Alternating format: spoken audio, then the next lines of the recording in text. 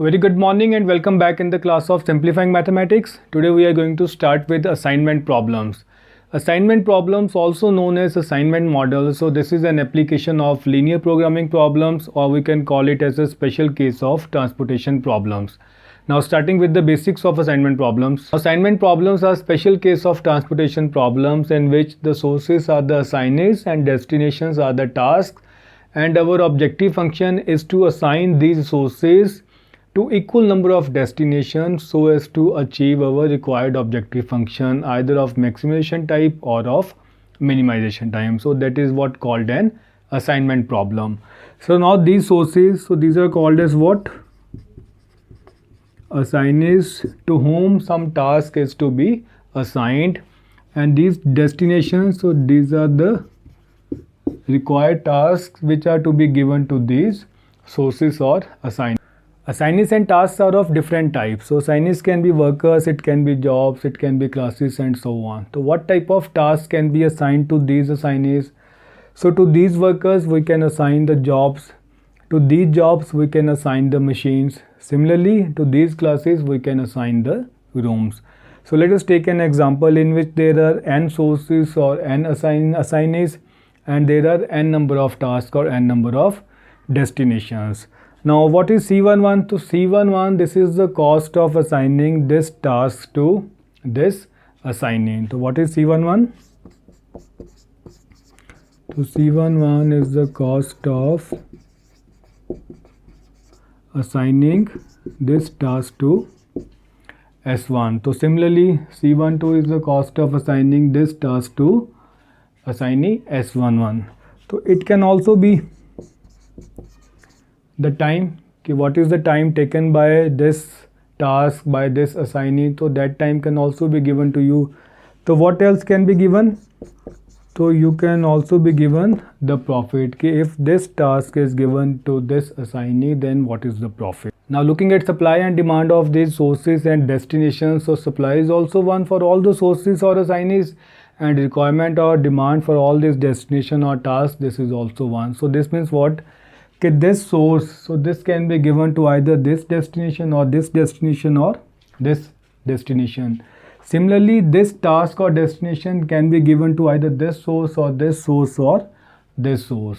So what is there in assignment problem? You have to find which assignee should be given which task, or which task should be given to which assignee, so that the total cost should be minimized or total time should be minimized, and if the profit is given, so we'll say that profit should be maximized. So with the condition that these number of sources will be given to equal number of destinations.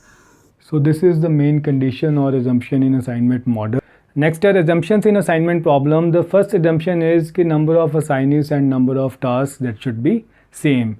The number of tasks and number of assignees that should be equal in number, that is number of rows and number of columns are same. Only then we'll be able to find the solution to any assignment problem.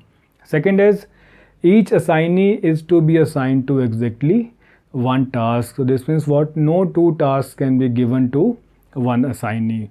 Now third is each task is to be performed by only one assignee. So this means what? No two assignee can perform one task. So based on three assumptions, so all the assignment problems are based. Next are variations in assignment problems. There are different variations in assignment problem, and you have to take care of these variations before finding the optimal solution to any assignment problem. Now first type of variation is when the matrix is a non-square matrix. So non-square matrix means what? When number of rows are not equal to number of columns. So whenever in the given assignment problem the matrix is a non-square matrix, so the very first step is you have to convert the non-square matrix into a square matrix. That is, you have to make number of rows equal to number of columns. You have to convert any non-square matrix into square matrix by adding a dummy row or dummy column. Now take for example, this is the matrix given to you in the problem. Now this is having 2 rows and 3 columns. This is not a square matrix.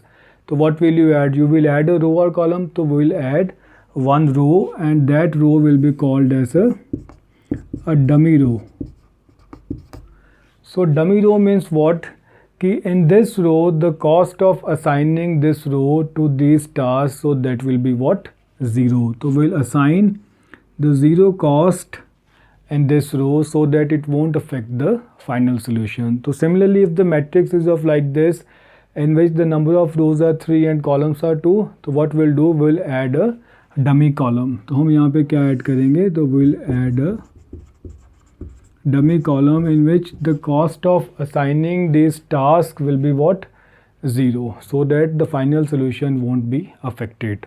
Now next variation in assignment problem is कि when the problem is of maximization time, that is to maximize the profit. तो जब भी आपको maximization problem given हो, तो you convert maximization problem into minimization problem. तो by subtracting all the values of the matrix from the highest value of the matrix, only then you apply the required method of finding the optimal solution to that minimization type assignment problem.